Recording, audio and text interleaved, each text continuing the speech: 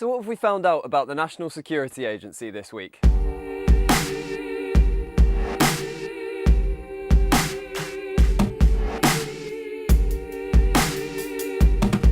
First off, the Spanish are the latest populace to be spied on en masse by the NSA. El Mundo has reported that the agency collected data on 60 million Spanish phone calls in December 2012.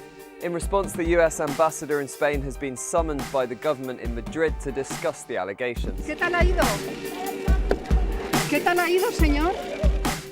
Then there's reports that 125 billion phone calls were collected globally by the NSA in just 1 month. That includes 22 billion in Afghanistan, nearly 13 billion in Pakistan, 8 billion in Iraq and Saudi Arabia each, and 2 billion in Egypt.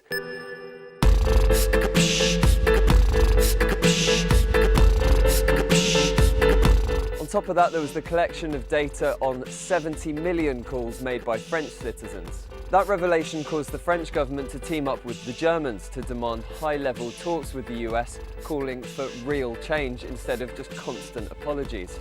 But the spying on Germany has been creating most of the headlines. That's because Chancellor Angela Merkel's phone was being tapped by the NSA for more than a decade.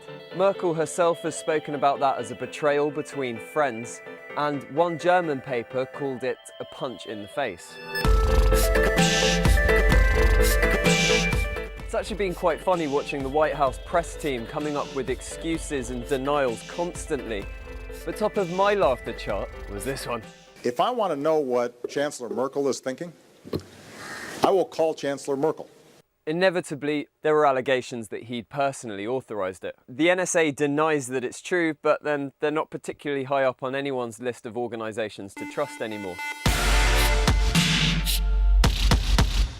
Less funny, though, has been the continued attempts to try and justify all this spying, creating fear by using the regular bogeyman of the minute, terrorists. In the US, the Republican chairman of the House Intelligence Committee, Mike Rogers, said that the French would be applauding and popping champagne corks if they knew what the phone intercepts were about, because, of course, they would keep them safe.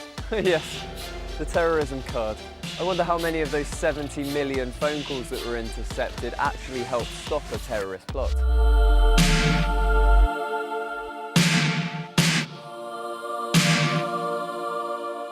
Then there's our very own Prime Minister, David Cameron, who said that newspapers reporting on spy agencies were helping terrorists in their quest to blow up families by teaching them how to avoid surveillance techniques. He genuinely said that, but there are a couple of problems with his argument. Glenn Greenwald's work for The Guardian on Edward Snowden's leaked documents have shown that our governments have been operating dragnet collections. They have not been targeted. Secondly, any terrorist worth their salt will probably already know how to avoid these systems, and The Guardian have actually said that they've been publishing information very, very selectively. But maybe David Cameron's answer was just his way of avoiding questions about whether or not our very own GCHQ has been spying on the Italians, as some reports have suggested. It's just a theory.